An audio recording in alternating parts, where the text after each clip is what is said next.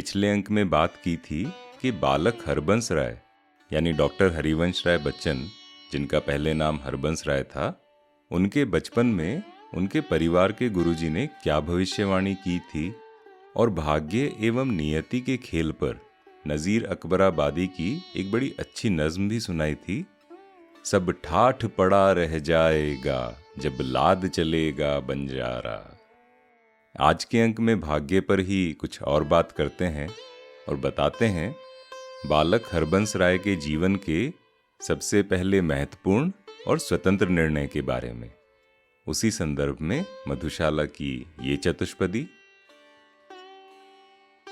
मदिरालय में कब से बैठा, पी न सका अब तक हाला, यत्न सहित भरता हूं कोई, किंतु उलट देता प्याला। कवि कहते हैं कि मैं तो कब से प्रतीक्षा में बैठा हूं कि कुछ अच्छा हो, किंतु कुछ अच्छा होता ही नहीं। अभी तक पीने को हाला ही नहीं मिल पाई।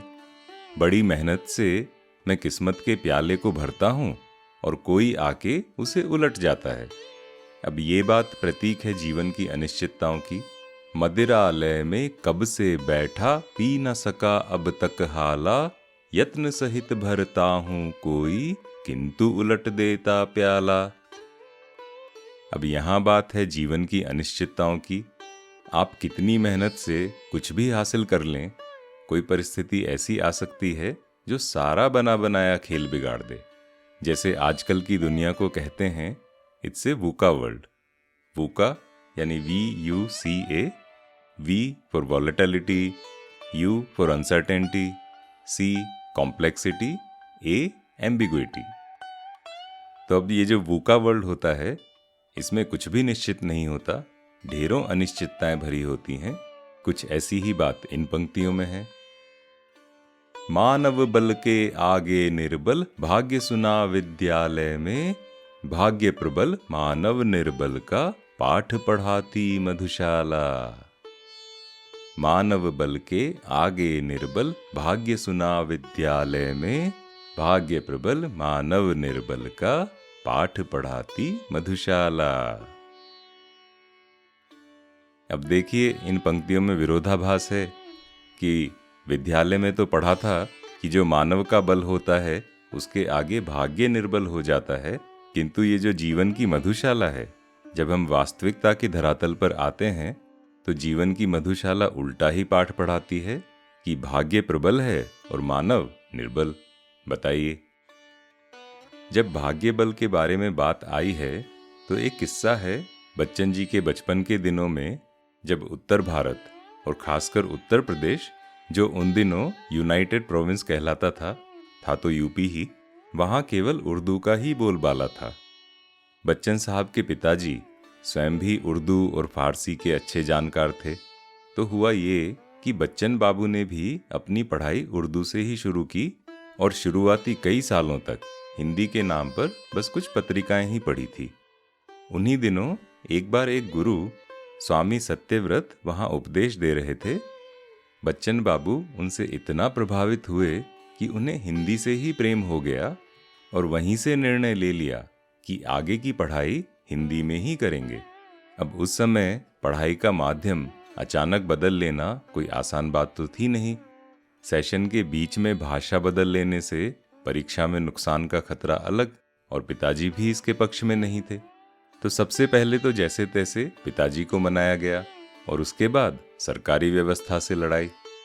उस समय का नियम ऐसा था कि पहले डेप्यूटी इंस्पेक्टर से अनुमति लेनी होगी, एक पत्र लिखवाना होगा, उसके बाद ही कहीं जाकर भाषा माध्यम का परिवर्तन होता था, यानी आप अपनी पढ़ाई की भाषा बदल सकते थे।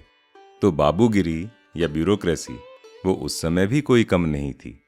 खैर, बच्चन बाबू इसे अपने जीवन का सबसे पहला स्वतंत्र और सबसे महत्वपूर्ण निर्णय कहते हैं, अपनी पढ़ाई का माध्यम उर्दू से हिंदी में बदल लेना। अब रोचक बात यह है कि वो जो डेप्यूटी इंस्पेक्टर साहब थे जिन्होंने ये अनुमति दी थी, वो कई साल बाद बच्चन साहब के कवि सम्मेलन में उनसे मिले और बड़े ही प्रसन्न हुए अपने उस समय के निर्णय पर। सोचिए, उस समय यदि बच्चन बाबू अपने भाषा माध्यम को नहीं बदल पाते तो हमें हिंदी की इतनी सुंदर कविताएं कहाँ से मिलती। तो सारांश ये है कि भाग्य तो प्रबल है ही, किंतु इच्छा बल, विल पावर, इच्छा शक्ति, अगर वो आपके पास है तो आप दरवाजे को धक्का देकर खोल सकते हैं। किंतु कई बार भाग्य इतना प्रबल होता है कि सामने ठोस दीवार आ जाती है और उसके बाद भी आप उसमें से होकर जाना चाहें तो सर फूटने का खतरा तो है ही। देखिए बच्चन जी अपनी एक कविता में क्या कहते हैं। आ रही प्राची छित से खींचने वाली सदाएं, मानवों के भाग्य निर्णायक सितारों दो दुआएं, मानवों के भाग्य निर्णायक सितारों दो दुआएं। नाव नाविक फेर ले जा, है नहीं कुछ काम इसका, आज लहरों से उलझने को फड़कती हैं भुजाएं, आज लहरों से उलझने को फड़कती हैं भुजाएं। प्राप्त हो उस पार भी इस पार सा चाहे अंधेरा। यानी पूर्व दिशा से आवाजें आ रही हैं और कवि सितारों को कहते हैं कि दुआएं दो। अब ये भी कहते हैं कि नाव में नहीं जाना, आज नाव का कोई काम नहीं है, आज तो मुझे भुजाओं से ही तैरना है। आ रही प्राची छित से खींचने वाली सदाएं, मानवों के भाग्य निर्णायक सितारों दो दुआएं। अब चाहे उस पार भी इस पार जैसा अंधेरा हो, किंतु जाना है तो जाना है, तैरना है तो तैरना है। प्राप्त हो उस पार भी इस पार सा चाहे अंधेरा, प्राप्त हो युग की उषा चाहे लुटाती नव किरण धन। तीर पर कैसे रुकूं मैं आज लहरों में निमंत्रण। प्राप्त हो युग की उषा चाहे लुटाती नव किरण धन, तीर पर कैसे रुकूं मैं आज लहरों में निमंत्रण, आज लहरों में निमंत्रण। यानी मैं अब किनारे पर कैसे रुक जाऊं, लहरें मुझे निमंत्रण दे रही हैं, इनवाइट कर रही हैं।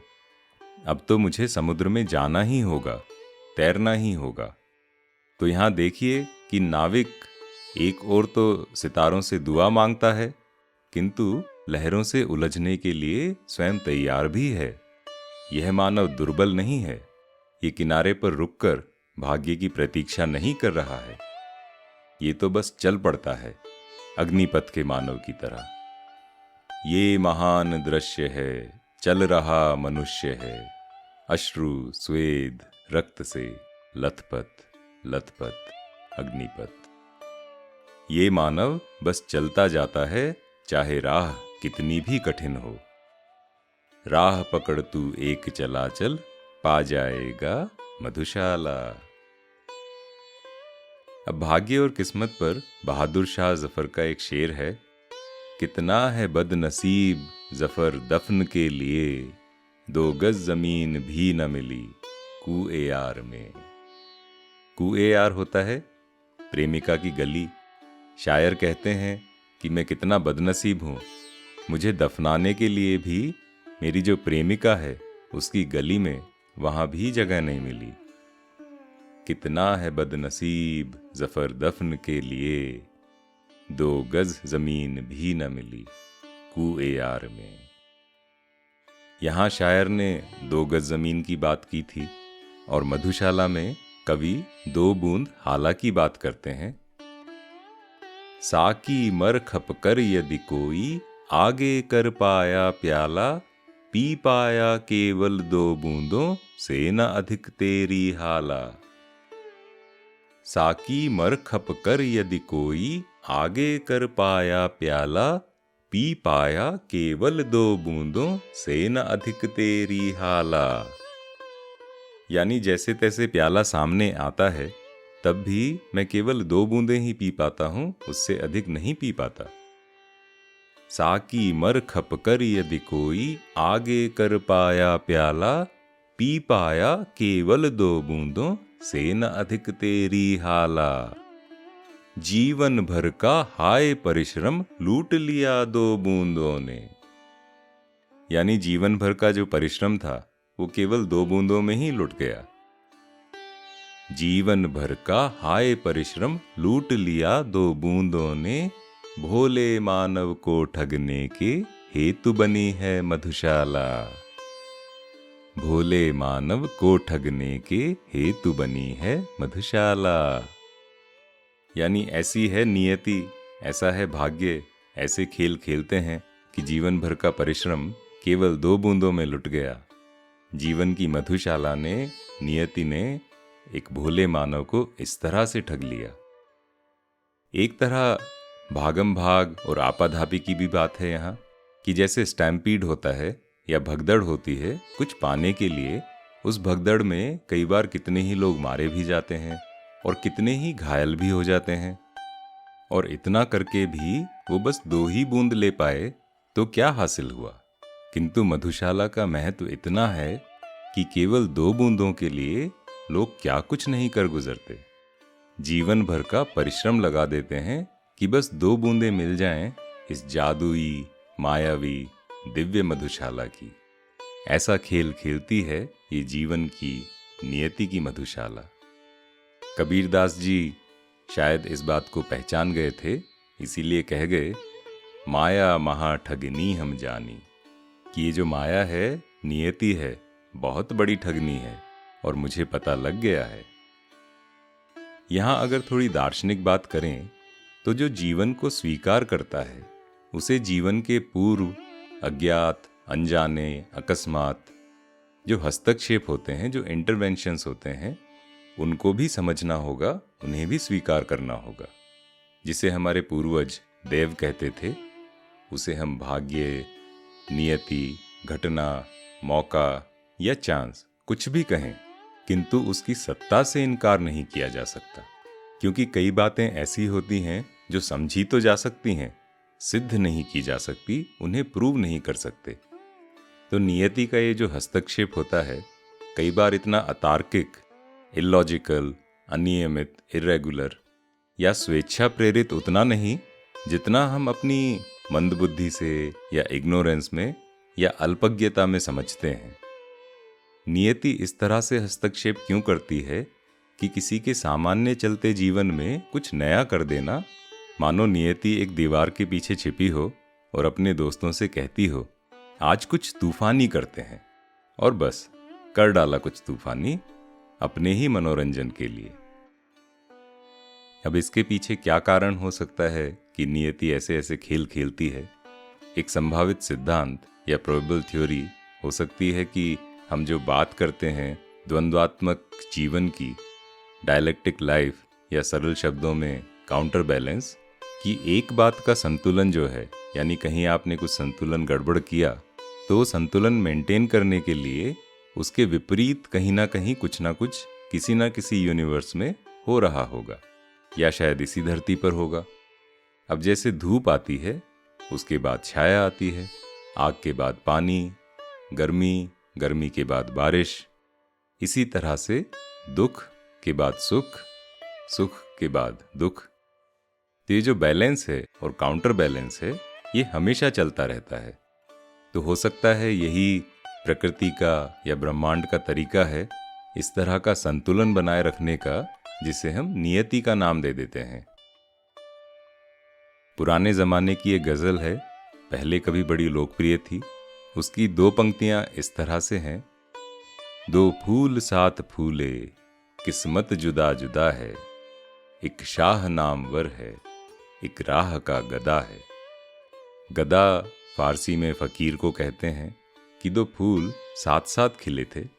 किस्मत देखिए कि एक तो रास्ते का फकीर हो गया और एक बादशाह के दरबार में जा पहुंचा। 2 फूल साथ फूले, किस्मत जुदा जुदा है, एक शाह नामवर है, एक राह का गदा है। मानव के भाग्य से संघर्ष की बात करें तो कुछ लोग स्वयं को पूरी तरह भाग्य के हाल पर छोड़ देते हैं, और शायद इसीलिए वो अपने भाग्य का निर्माण नहीं कर सके, बस भाग्य की ओर देखते ही रहे कि वह उनका निर्माण कर दे। और भाग्य ऐसे में क्या करता है? यदि हम भाग्य की प्रतीक्षा करते बैठे रह जाएं, भाग्य उस मानव को ही विध्वस्त करके एक खंडहर सा बनाकर छोड़ देता है। इसीलिए कहते हैं, भाग्य अपना काम करता रहेगा, किंतु उसके भरोसे मत बैठो। यहाँ मैथिली शरण गुप्त की एक बड़ी सुंदर कविता याद करते हैं। नर हो ना निराश करो मन को, कुछ काम करो कुछ काम करो। करके विधिवाद न खेद करो, निज लक्ष्य निरंतर भेद करो। बनता बस उद्यम की विधि है, मिलती जिससे सुख की निधि है। समझो धिक निष्क्रिय जीवन को, नर हो न निराश करो मन को, कुछ काम करो कुछ काम करो। करके विधिवाद न खेद करो, निज लक्ष्य निरंतर भेद करो। बनता बस उद्यम की विधि है, मिलती जिससे सुख की निधि है। समझो धिक निष्क्रिय जीवन को, नर हो न निराश करो मन को। कुछ काम करो कुछ काम करो, कुछ काम करो कुछ काम करो। बचपन में माँ और पिताजी बहुत ये कहा करते थे कि आलस से छोड़ो और उठकर कुछ काम करो। किंतु वहाँ पर भाग्य का खेल नहीं होता था, वहाँ डंडे का खेल होता था कि ये जो नर है ये अगर बैठा रहा आलस्य में तो डंडों की जब मार पड़ेगी मधुशाला आड़ नहीं करेगी। अब भाग्य बल और उसके सामने सामर्थ्य और पौरुष की बात हो रही है तो महाकवि दिनकर की कालजयी रचना रश्मि रथी उसका उल्लेख कैसे ना हो। ये पंक्तियां देखिए जो पांडवों के संघर्षों और उन पर विजय पाने की कहानी कहती हैं। गुण बड़े एक से एक प्रखर हैं छिपे मानवों के भीतर। मेहंदी में जैसी लाली हो, वर्तिका बीच उजियाली हो। बत्ती जो नहीं जलाता है, रोशनी नहीं वह पाता है। गुण बड़े एक से एक प्रखर हैं छिपे मानवों के भीतर। मेहंदी में जैसी लाली हो, वर्तिका बीच उजियाली हो। बत्ती जो नहीं जलाता है, रोशनी नहीं वह पाता है। यानी मानवों के भीतर एक से बढ़कर एक गुण छिपे हुए हैं, बस निकालने की बात है।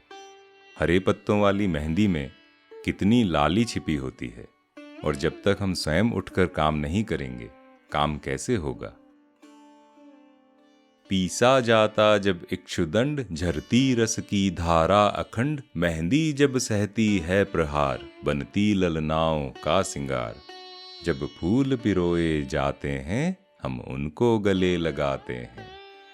यानी मेहंदी जब पिसती है तभी तो उसमें लाली आती है, तभी तो वो ललनाओं का श्रृंगार बनती है। फूलों को जब भेदा जाता है, उनको पिरोया जाता है धागे में, तभी तो हम उन्हें गले लगाते हैं। पीसा जाता जब इक्षुदंड, झरती रस की धारा अखंड। मेहंदी जब सहती है प्रहार, बनती ललनाओं का सिंगार। जब फूल पिरोए जाते हैं, हम उनको गले लगाते हैं। है कौन विघ्न ऐसा जग में, टिक सके वीर नर के मग में। खम ठोक ठेलता है जब नर, पर्वत के जाते पांव उखड़। मानव जब जोर लगाता है, मानव जब जोर लगाता है, पत्थर पानी बन जाता है। यानी मानव जब कुछ सोच ले, निश्चित कर ले, दृढ़ निश्चय कर ले, तो क्या टिक सकता है उसके सामने। जब मानव जोर लगाता है, पत्थर भी पानी बन जाता है। है कौन विघ्न ऐसा जग में, टिक सके वीर नर के मग में। खम ठोक ठेलता है जब नर, पर्वत के जाते पांव उखड़। मानव जब जोर लगाता है, पत्थर पानी बन जाता है। बचपन में जब एनसीसी के कैंप लगते थे और उनके लिए किसी जंगल में पहाड़ों पर एक पथरीली जमीन को समतल करना होता था, बड़ा मुश्किल काम बच्चों के लिए, तब वहाँ सीईओ साहब दुष्यंत कुमार की ये पंक्ति सुनाते थे।